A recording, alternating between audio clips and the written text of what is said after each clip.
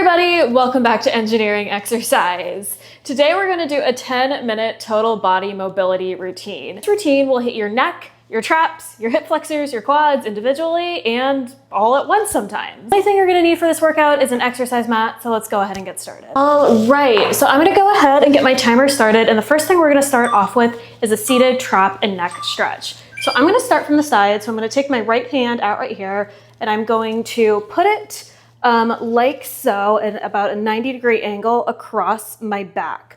I'm then going to take my hand and take it to my opposite side of my head and tilt ever so slightly. I'm going to get back to the side angle right here so you can get a good view. Some ways for the stretch to be particularly effective is first to imagine somebody zipping you up by your tailbone. And also while you're looking to the left side here, try to move very gently and to stop when you feel the slightest tugging sensation. 2, 1. All right, now we're gonna do this on the other side. So I'm gonna take my left hand, I'm gonna reach it behind my body, and then I'm gonna take my right hand, put it on my head, and tug ever so slightly. So if you ever sit at a desk, if you ever scroll a lot on a phone, or even do something like hold a small child, you'll probably feel some tension right where your neck and your shoulders meet. And a lot of people aren't exactly sure what muscle group that is, but that is actually your upper traps. And getting into this position can be a really good way to kind of release them after they've been tight from sitting or doing other activities all day. Another thing to help with the stretch is to make sure your body stays in alignment. So try to keep your nose in line with your belly button, and try not to make sure your body's like not tilting to the side, even if you're trying to go the other way. It's one way to make this really effective. All right, next we're going to do a hip flexor plus IT band stretch. So we're going to get into our kneeling position. We're going to keep both our kneeling leg and our standing leg at 90 degrees. And we're gonna reach our arm over our head.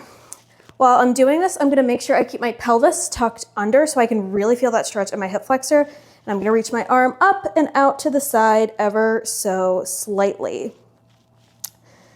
Adding the side reach to this existing hip flexor and IT band stretch can be a really great way to engage that side body and get some movement in another dimension rather than just going back and forth.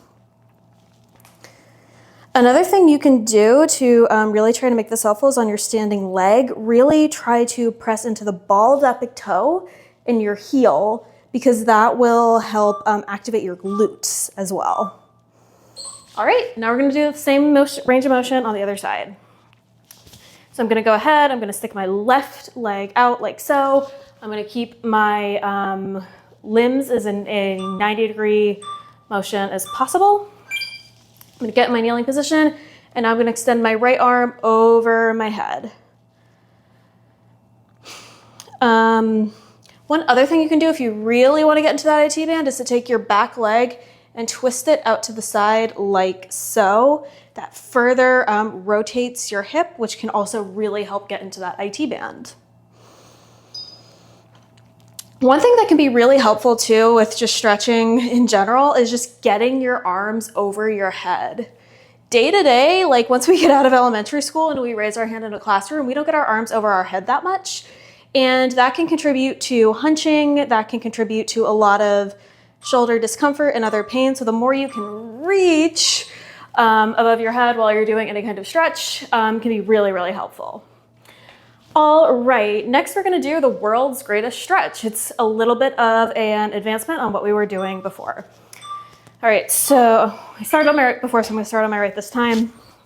I'm going to get into my kneeling position, and then I'm going to extend that back leg out. I'm gonna plant my left hand down and stack my shoulder blades on top of each other and get into a lunge.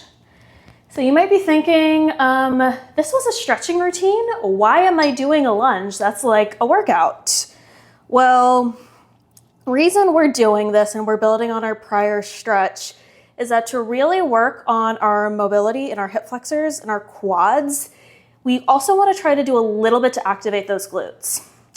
So getting into this lunge position, getting that kneecap off the ground can get those glutes engaged and in turn help get that part of our body stronger and take some of that stress off our hip flexors. So we're going to do the same thing on the other side. With mobility, it's not just about stretching one muscle, it's about getting that other muscle stronger as well. All right, so this side, we're going to get into our lunging position and stack these shoulders on top of each other.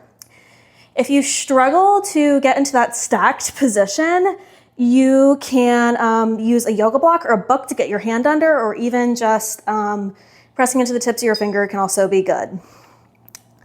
Another thing you might have just seen me do this to really make sure you're activating that glute, make sure that your back knee is not bent and really try to extend that out. Your body will try to cheat and take the easiest way out, but we don't want to let it do that. All right, we got 4 more seconds left. 3, 2, 1. You've already done the hardest part of this routine. All right. Next, we're going to lie on our mat and we're going to do a figure 4 stretch. So I'm going to take my right leg, I'm going to cross it over my left in this figure 4 position, and I'm either going to grab onto my hamstring or my calf, whatever feels best. Calf feels better today, so I'm going to hold on to that. One thing you never want to do in this stretch is grab your kneecap. You never want to grab a joint. You never want to put that much pressure on a joint. So be sure to grab that calf or that hamstring. One is not better or worse than the other. It's all about what feels better for you and your range of motion that day. This is a wonderful stretch for getting into your IT band, your hip flexor, and it can feel great after sitting, after working out, all of the above. Really great all-purpose stretch. All right, next we're going to take that left leg, put it in a figure 4 position, and we're gonna do the same thing. So since I grabbed my calf on my right side, I'm gonna do the same thing on my left side. So there are a couple ways you can modify this position.